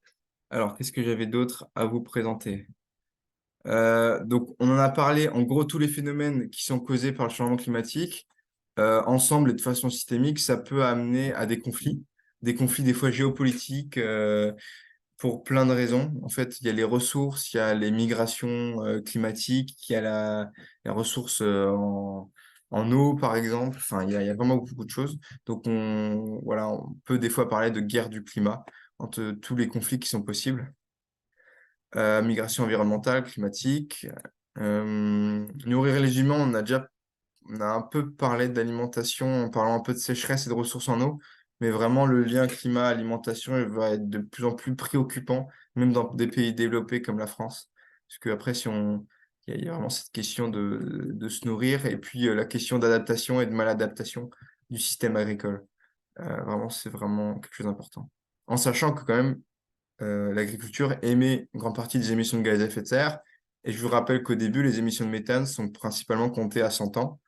Or, c'est l'agriculture qui aussi produit une partie du méthane de façon non négligeable. Donc, vraiment, il y a plein de trucs qui peuvent être importants à prendre en compte. Mais c'est aussi un levier d'action, l'alimentation, pour nourrir les humains et pour des fois plus de carbone aussi. Les maladies, on a parlé des moustiques types, c'est un exemple pour vous illustrer, mais vraiment, il peut y en avoir plein d'autres. Donc le moustique tique, par exemple, vous voyez en gras, il peut y transmettre le paludisme, la dengue, Euh, Alors, non, pas que le moustique tigre, mais il peut y avoir une augmentation du nombre de cas de paludisme, de dengue, de maladie de Lyme, choléra et malnutrition et maladies diarrhéiques. Donc vraiment, ça c'est non négligeable parce qu'on parle vraiment d'aspect sanitaire. Et ouais. Tous dans le même bateau, ça fait référence à un peu responsabilité commune mais différenciée entre les pays. Et puis les impacts, c'est-à-dire que les pays qui sont des fois les moins émetteurs sont ceux qui subissent en premier les impacts climatiques. Donc c'est vraiment quelque chose d'important à considérer. La question des droits de l'homme, la justice climatique, donc c'est un peu à quoi j'ai fait référence juste avant. Genre et climat, c'est aussi un sujet qui est abordé. Et donc, il y avait dans le temps aussi enfin, un échange Jack là-dessus qui est en ligne. Voilà, après, il y a tout ce qui est peuple indigène par rapport au déplacement de ces populations, le travail humain qui est impacté, l'éducation qui est associée à ce changement climatique et aux politiques de mise en œuvre. Et la question des pertes et préjudices, en gros, qui va payer les dégâts euh, pour certains pays qui ne sont pas responsables des fois du changement climatique ou très peu. J'ai un peu passé pour qu'on ait plus de temps entre nous sur la partie solution. Je vais passer 5 minutes et puis après on échange. Alors la partie COP, alors ça je vais passer, c'était un peu pour faire sur la France. Rapidement, le changement climatique, c'est qu'une des limites planétaires définies euh, pour un monde stable. En fait, il y a des limites planétaires qui ont été ce concept il a été introduit par des chercheurs. Et aujourd'hui, on a dépassé pas mal. Donc, avec l'érosion de la biodiversité, le changement d'utilisation des sols, la perturbation du cycle du phosphore et de l'azote, l'introduction d'entités nouvelles dans la biosphère et avec le changement climatique. Et donc, en fait, les chercheurs ils disent que pour être dans un espace sûr, il faudrait rester dans ces limites planétaires qu'on a déjà un peu dépassées. Donc, c'est une notion sur laquelle on pourra revenir si vous voulez, mais je vais pas y passer trop de temps parce que on a déjà pas mal parlé. Enfin, j'ai déjà pas mal parlé. Donc, la partie solution, les COP, je vais les laisser un peu pour tout ce qui est négociation internationale et les solutions individuelles. On a parlé un peu de l'empreinte carbone. Donc moi, pour ça, je vais un peu m'arrêter là, je pense. Je pense que si vous voulez qu'on développe la partie solution, on peut le faire ensemble, mais je vous laisse juste un peu une ou deux citations qui peuvent être un peu marrantes, ou pas du tout en fait. Là, c'était une phrase de Trump en disant que le changement climatique, c'était un concept créé par la Chine euh, pour, euh, pour rendre les entreprises américaines non compétitives. Voilà, faut savoir qu'en France, on est à peu près un tiers de personnes qui se disent climato-sceptiques et que ce ratio, il change pas. Donc, ce qui est aussi assez, assez conséquent. Et ouais, on se dit comment on va y aller, comment on va embarquer tout le monde, quoi.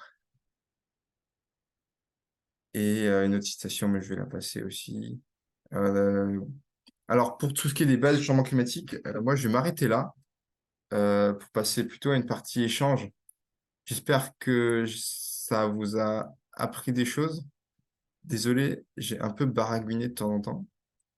Euh, ouais, donc je pense que la partie plus solution et le reste, on peut la faire ensemble si vous voulez, ou en discuter. Mais j'espère que ça vous a appris des choses et que ça vous a plu. Voilà, merci beaucoup.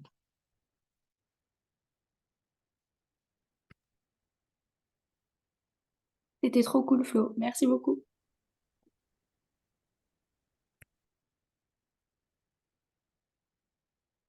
Est-ce que vous avez des questions du coup sur ce qu'on a dit?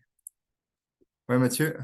Ouais, du coup, en fait, ça concerne, tu avais parlé des coraux et Hmm. de tout ce qui était réchauffement, enfin l'implication du réchauffement climatique sur du coup la disparition des coraux. Et en fait, moi, j'avais entendu parler de l'acidification des océans. Donc, c'était pas directement relié à la température. Mais du coup, visiblement, c'est une histoire de CO2 qui se mélange du coup avec l'eau. Enfin, du coup, il y a un équilibre chimique. Et du coup, je me demandais, est-ce qu'en fonction des gaz, enfin, effet de serre, quel est justement le pouvoir de chaque gaz dans cette acidification des océans? Euh, Moi, quand je vois les graphiques, j'ai plus l'impression que c'est surtout la dissolution du CO2 dans l'océan qui crée l'acidification plus que les autres gaz. Euh, ouais, je suis pas sûr qu'il y ait beaucoup d'autres gaz qui créent cette acidification directement. Je crois que c'est plutôt que le CO2. Et pour revenir sur l'histoire des coraux, en fait, les coraux, ils meurent pas, enfin, ils meurent pas à cause de l'acidification de l'océan. En tout cas, la grande cause de destruction des coraux, c'est vraiment la température. Donc vraiment, il faut pas trop faire le lien acidification et mort des coraux, parce que c'est vraiment deux choses presque un peu différentes. L'acidification va avoir d'autres conséquences sur certaines espèces en mer qui vont avoir besoin d'une eau pas trop acide pour pouvoir former leur carapace et puis pour qu'il y ait d'autres espèces qui puissent vivre correctement. Donc ça va impacter toute la chaîne aussi alimentaire, enfin ça peut. Mais vraiment, les coraux, ils vont pas bien à cause surtout de l'augmentation de la température de l'eau et des phénomènes d'augmentation de température de l'eau de plus en plus intenses et fréquents. Et des fois, il leur faut 10-20 ans pour se remettre d'un événement extrême. Et des fois, il y a trop de phénomènes. Donc, en fait, ils n'ont pas le temps de s'en remettre. Et c'est pour ça que, en fait, ils meurent. Statistiquement, il y en aura plus beaucoup après 2 degrés, quoi. Et l'acidification, pour moi, c'est plutôt le seulement CO2 lorsqu'il se dissout, il crée un pH, enfin, il entraîne des réactions euh, qui fait que le pH est moins important. Ça répond un peu à ce que tu demandais. Oh, ouais, c'est à peu près ça, ouais. Bah, en gros, c'est surtout le CO2 pour l'acidification et pas faire trop de lien entre l'acidification de l'océan et la destruction des coraux, quoi. D'accord, ok. Est-ce qu'il y a d'autres questions ou des choses que vous n'avez pas compris? Moi, c'est pas une question ni quelque chose que j'ai pas compris. C'est juste, est-ce qu'on a 5-10 minutes pour parler de la formation en elle-même ou pas? Ouais, Enfin, sans parler du contenu, du coup. ouais, ouais. Si tu veux parler tout de suite ou je prends encore une autre question. Euh, Comme vous voulez. ouais. Euh, les, les autres personnes, aucune question. Annabelle, Margot, c'était clair? Très clair, tout était clair, tout était compris. Tout ce que tu as dit était très clair. Après, il y avait des notions qu'on n'a pas eu le temps d'aborder, mais là, j'avoue que j'ai pas une question précise qui me vient en tête. Je pense que ce serait intéressant de feuilleter les slides et puis d'aller Ouais, compléter personnellement. En tout cas, toutes les questions que tu as posées, je trouve que tu as répondu d'une façon assez claire. Merci. ok. Ouais. Annabelle, Non, pas de questions non plus. J'ai trouvé ça très clair. Merci. ok. Et juste, c'était des fois peut-être un tout petit peu technique. C'est vrai que des fois, je me rends pas compte, peut-être, parce que des fois, il y a des notions que j'ai déjà vues ou des termes un peu presque de matheux. Mais vraiment, il faut pas hésiter, quoi. L'objectif, c'est que les gens comprennent et même si on va moins loin pour expliquer ou différemment, il n'y a vraiment aucun souci, quoi. Vraiment, faut pas se censurer. Mais maintenant, par rapport à la formation, est-ce que ça répondait un peu à vos attentes? Et puis après, je laisse la parole à Caroline pour ce qu'elle a à dire là-dessus. Est-ce que est-ce que ça a répondu un peu à vos attentes ou pas trop? Ou est-ce que vous restez sur votre faim? Peut-être chacun peut s'exprimer comme ça peut me donner une idée. Ouais, Tara. Bah, moi, ça m'a permis de revoir plein de choses, donc je suis très contente de la formation. Et j'ai pas spécialement de questions, parce qu'on a abordé plein de choses déjà, donc voilà. Ok, merci beaucoup. Mathieu? Moi, c'est du coup, oui, ça m'a permis de voir pas mal de choses. Après, du coup, ce qui est peut-être un peu dommage, mais c'est qu'on n'a pas eu le temps, c'est de voir les solutions parce que c'est là où si on va faire des présentations, on a un impact, quoi. Ouais, Et voilà. ouais. Je comprends. Je crois que enfin là, c'est surtout moi qui ai mal géré mon temps. C'est vrai que j'aurais pu quand même peut-être faire une partie solution, au moins 10 minutes. Enfin, en tout cas, l'aborder. Après, on peut l'aborder là en échange. Mais sinon, ouais, ok, je prends note. Annabelle? Pareil, c'était cool de revoir un peu tout. Perso, ça m'a donné envie d'aller plus loin. Bon, je me dis de plus en plus qu'il faut absolument que je lise le rapport du GIEC. Il Ok, faudra vraiment voir toutes les infos. Et ok. sinon, voilà. Non, c'était une bonne introduction, je pense, même si tout le monde était, je pense, déjà plus ou moins sensibilisé. C'est toujours important de revoir la base, je pense. Margot? Alors, c'est un peu ce que j'ai déjà dit par rapport au fond, je trouvais ça très complet, mais c'est vrai, comme tu l'as mentionné, c'était peut-être plus vu d'un point de vue, d'une perspective d'ingénieur. Enfin, je veux dire, des personnes qui ont déjà des connaissances un peu scientifiques. Après, bah, du coup, je pense que nous tous, on avait déjà quelques notions, donc c'est très bien pour aller plus loin. Moi, c'est vrai que j'attendais peut-être un peu plus d'outils pédagogiques, mais après, c'était peut-être pas l'ambition de cette formation. Donc Ok, mais je suis pas du tout déçue de la formation, hein. C'est parce que disons que ça m'a apporté autre chose, pas forcément ce que j'avais en tête en y assistant, mais finalement, ça m'apporte autre chose, des connaissances plus approfondies. Et donc, si on me pose des questions, je serai plus à même d'y répondre.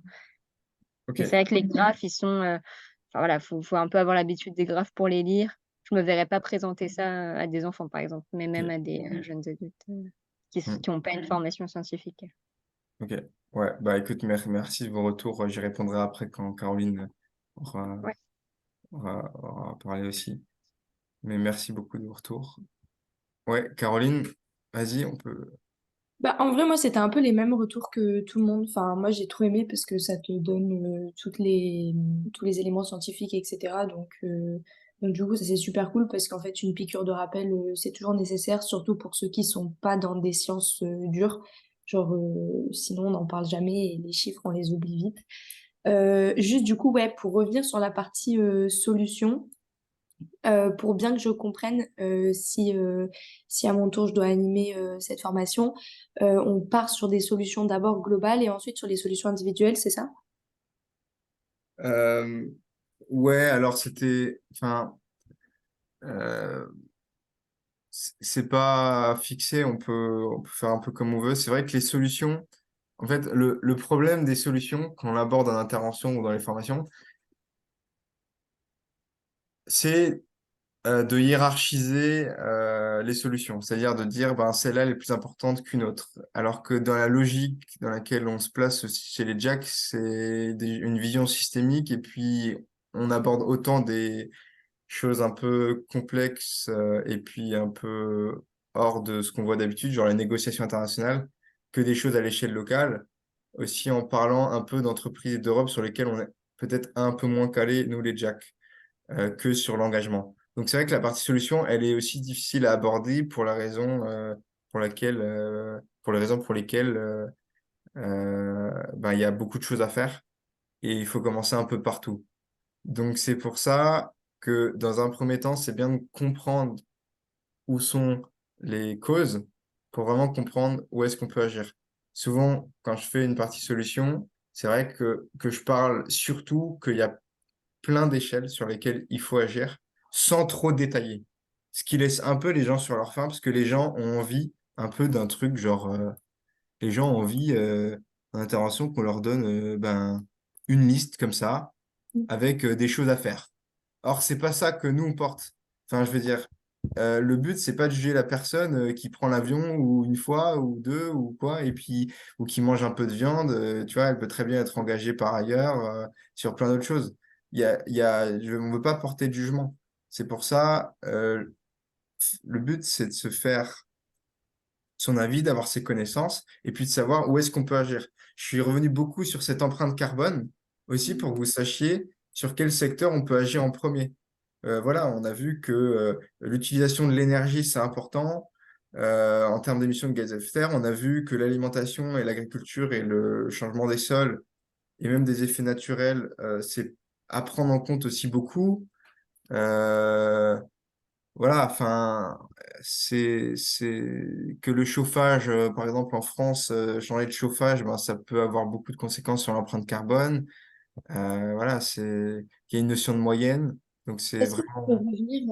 Il y avait un graphe. Attends, remonte, remonte. Monte, monte, monte, monte, monte. encore. Ouais, ouais, monte. Encore. D'accord. Ok, attends. Stop, stop, stop, stop, stop. Non, en dessous. Voilà, là, parfait. Moi, ce graphe, je l'adore. Enfin, je l'adore. Enfin, genre en mode, il m'a vraiment fait un choc la première fois que je l'ai vu. C'est un truc du coup. Enfin, là, du coup, nous ici, tu l'as passé parce que tu voulais qu'on fasse des échanges, mais que tu présentes souvent ou pas? Ouais, souvent c'est ça que je le présente quand je parle justement de responsabilité différenciée. C'est vrai que là, j'ai passé beaucoup de temps pour vraiment dire par habitant, par pays en cumulatif, mais c'est vrai que là, il y a des slides à choisir. Là, c'est vrai que j'ai décidé de pas la mettre, j'aurais pu. C'est peut-être une question juste de préparation de ma part.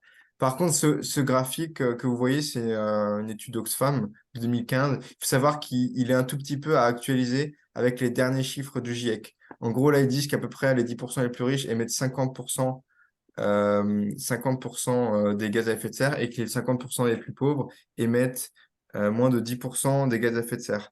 Et le dernier rapport du GIEC, il dit que les 10% les plus riches émettent entre 36 et 45% des gaz à effet de serre, avec les habitants des pays les plus développés qui émettent à peu près 13 tonnes de CO2 équivalent contre 1,7 tonnes pour les moins développés. Donc c'est pour ça que je l'utilise un peu, mais de moins en moins, où je le complète par le nouveau chiffre du GIEC pour pas dire n'importe quoi, c'est tout, de manière actualisée. Parce que C'est à peu près le ratio, mais c'est un peu différent. Ouais. du coup, là, il n'y a pas de ce graphique actualisé avec les derniers chiffres du GIEC, il n'existe Euh, pas. non, ça c'est un rapport de l'Oxfam.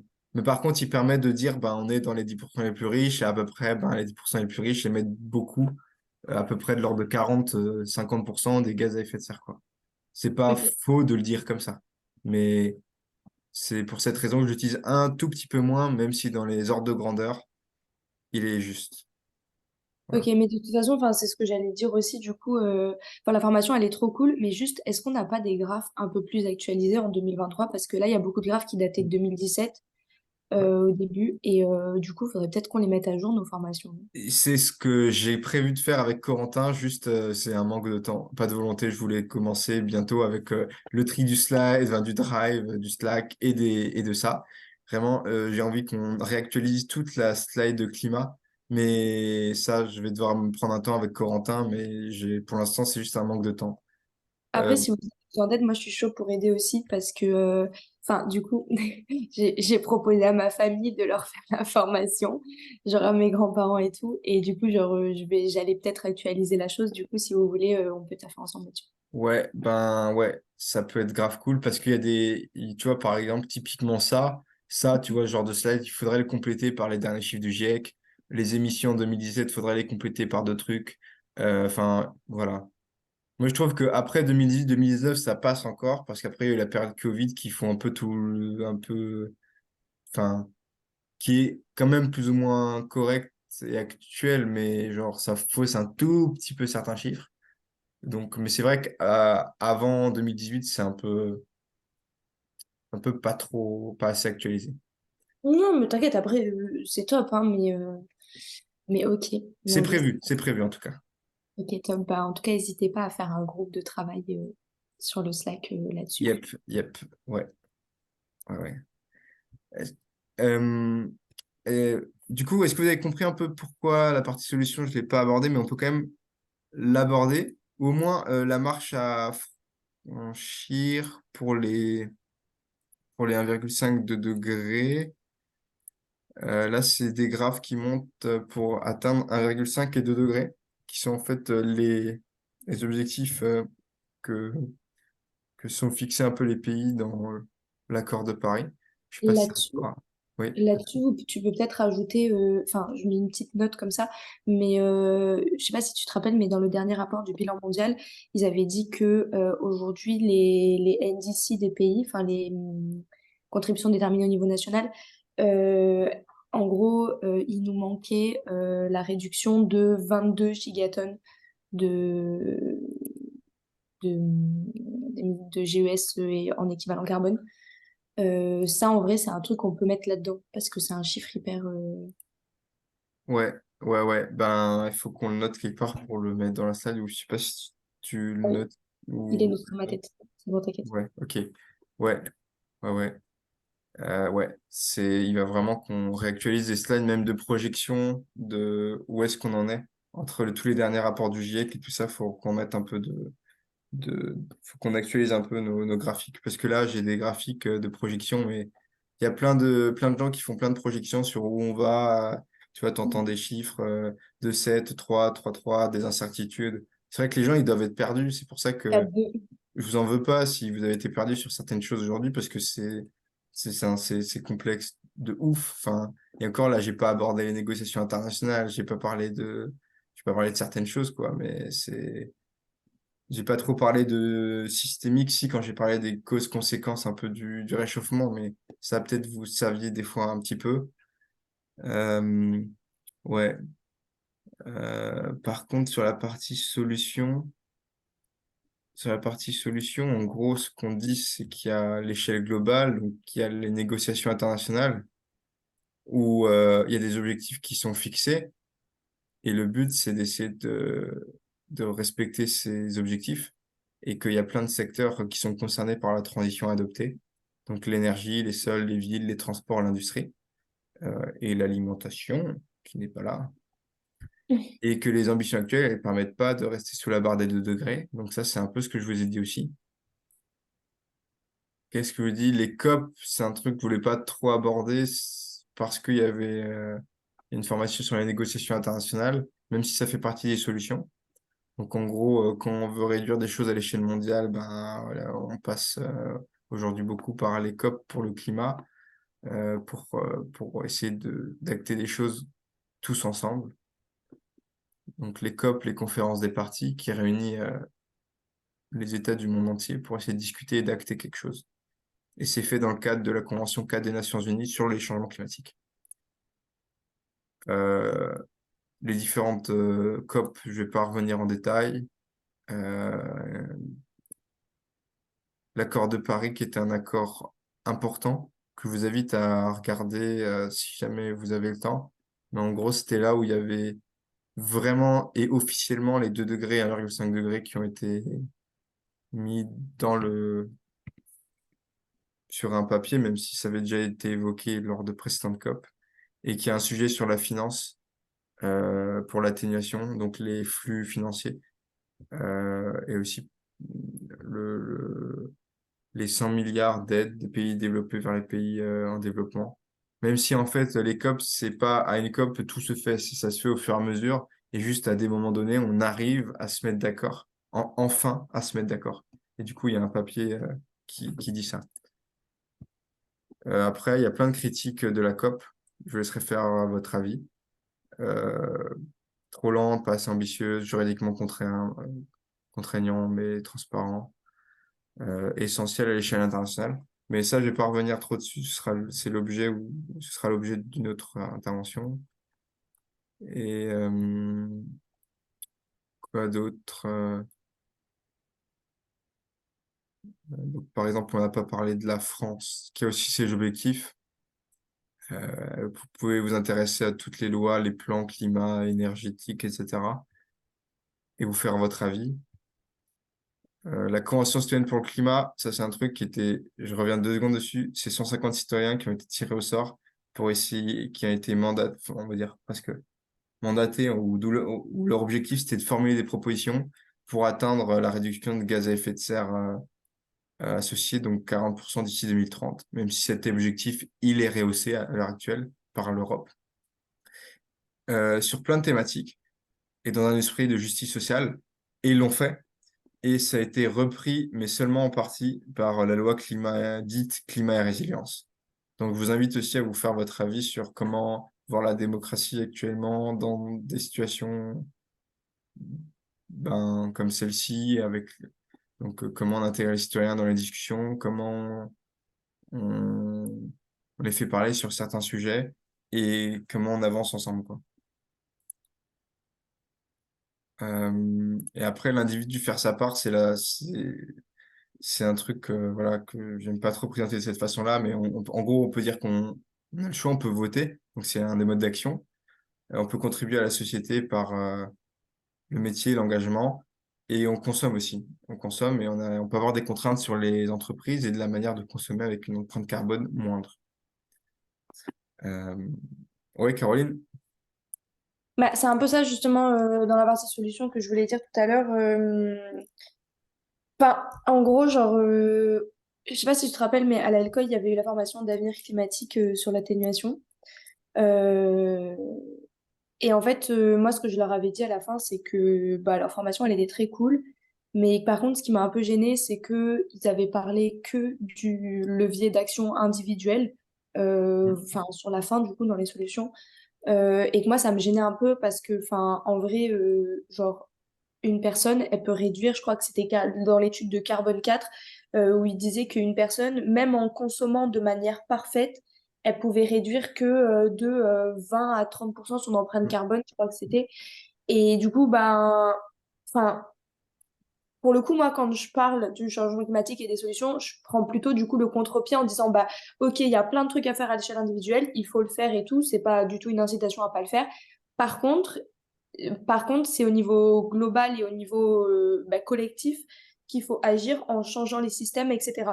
Et comme là, dans la formation, du coup, c'était l'inverse, Mm. bah, j'aurais voulu savoir dans quelle mesure, enfin, toi, Edwige, Emma, Coco, vous étiez OK pour qu'on change l'ordre et qu'on parte du niveau individuel en disant, ben voilà, il y a ça à faire au niveau individuel, et qu'après on dise, bah, par contre, ça va pas suffire et il y a ça à faire au niveau collectif.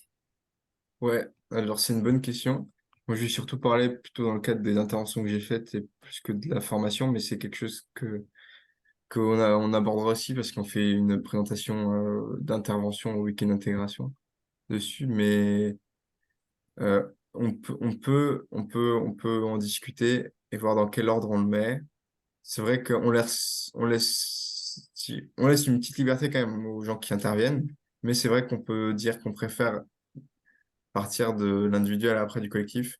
Le problème de partir direct de l'individuel, selon moi, enfin, tout dépend comment on l'aborde, c'est juste que les gens peuvent se sentir très vite, euh, comment Dépassé. dire, pas agressés ou stigmatisés, mais vraiment irrités par ce qu'on leur dit à l'échelle individuelle. L'échelle individuelle est très dure à passer. Parce que l'échelle collective, euh, une des réponses, c'est oui, mais ça sert à rien. Donc, mais ça ne les concerne pas directement. Donc, ils s'en fichent de se dire il faut agir à l'échelle, je sais pas, au niveau des COP, etc. Alors, agir à l'échelle individuelle, quand on leur dit ça peut être très polluant, ça peut être très polluant, ben, tu rentres dans quelque chose de difficile. Par contre, la façon de dire il faut faire des choses individuelles, mais ça suffit pas, c'est bien. Il faut juste pas qu'ils comprennent que ben, l'individuel finalement ça ne sert à rien.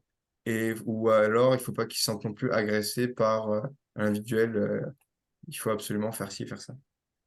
Pour ça que le plus important pour moi, c'est de se dire il faut agir partout parce qu'il y a l'individuel, il y a le collectif avec l'associatif, etc., qui a une force de pression quand même assez importante qui permet de relayer des informations. Il y a les entreprises qui ont un rôle hyper important à jouer, décarboner les entreprises, quel type d'entreprise on veut, quel type de biens et de services.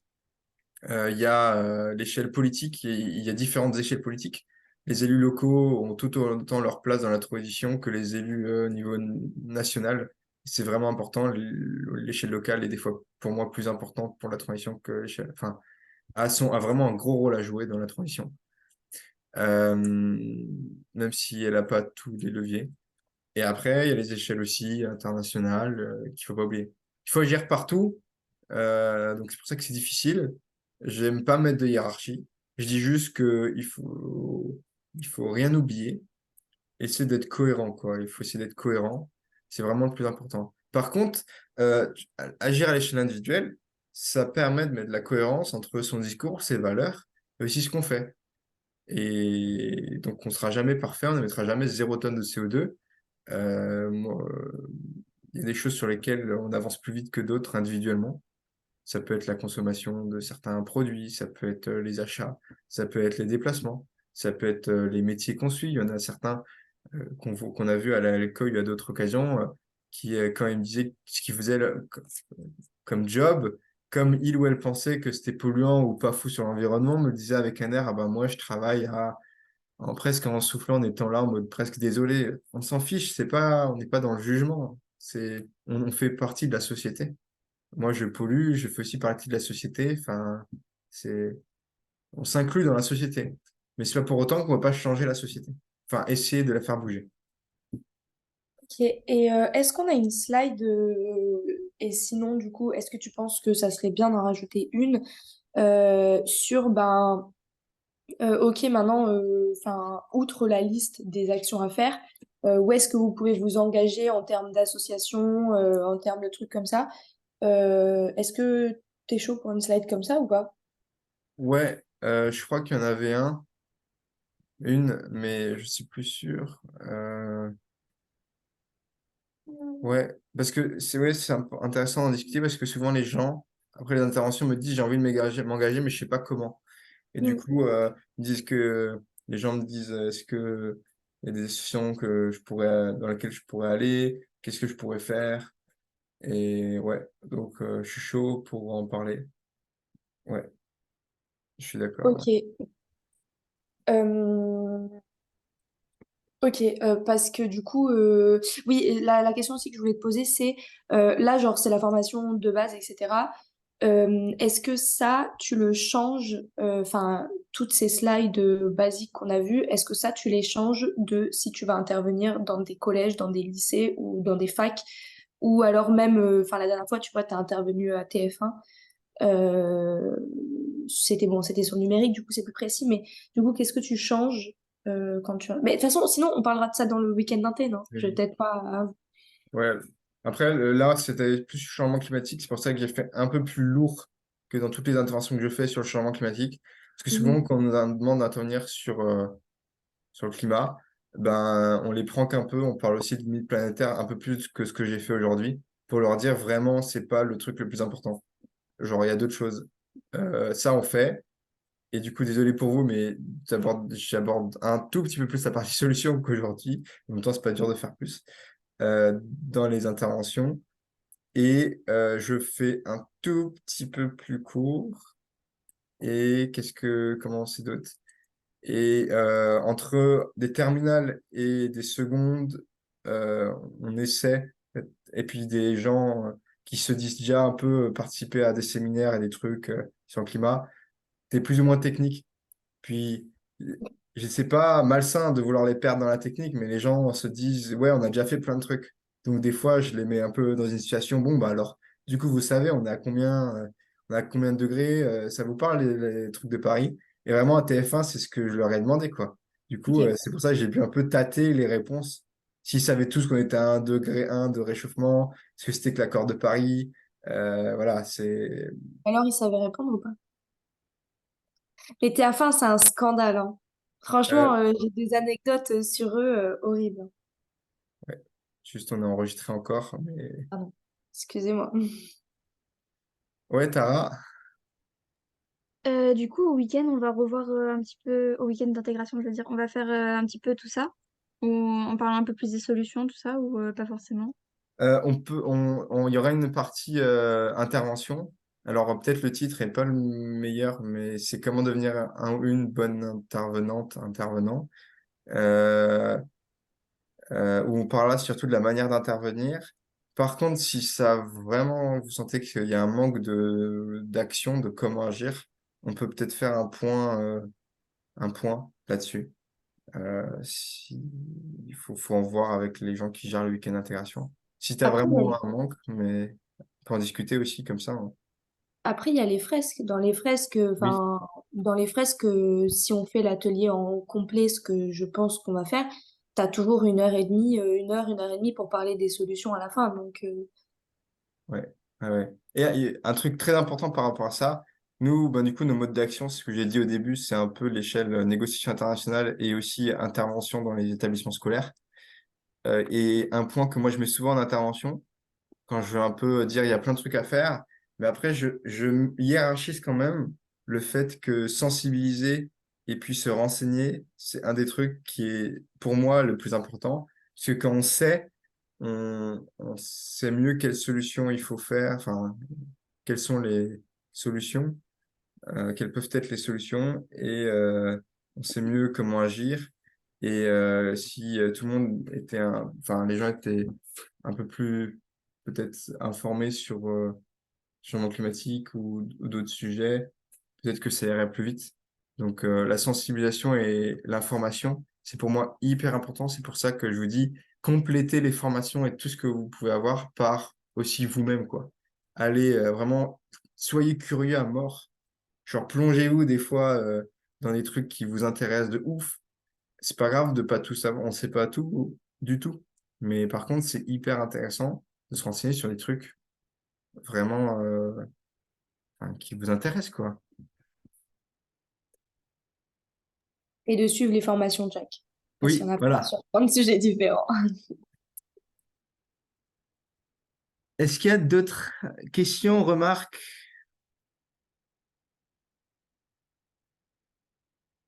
Non? Ça fait 1 heure et demie que vous êtes avec moi, ou là plus, et vous avez survécu. Euh, Si ça vous va, je propose qu'on mette fin à la formation. Il y aura les slides dispo dans la semaine, dès que je peux. Et puis, merci d'être venu. Ça m'a fait plaisir qu'il y ait du monde quand même. C'était bien. Et puis, des gens que je connais pas trop pour l'instant, mais ce n'est qu'un pour l'instant. On va apprendre à se connaître, vous inquiétez pas. Je vous souhaite un bon dimanche et à très vite, au week-end d'intégration ou à d'autres moments. Merci Merci. beaucoup pour la formation. Oui. Yes, Bon merci. dimanche. Moi, j'ai juste une dernière. Oups. Oui, vas-y. Ah, ok, je crois que tu avais fermé. Mais comment on organise? Parce que tu sais, il faut faire enfin, si on veut faire une première intervention, il faut la faire avec un jack. Et comment elle s'organise exactement?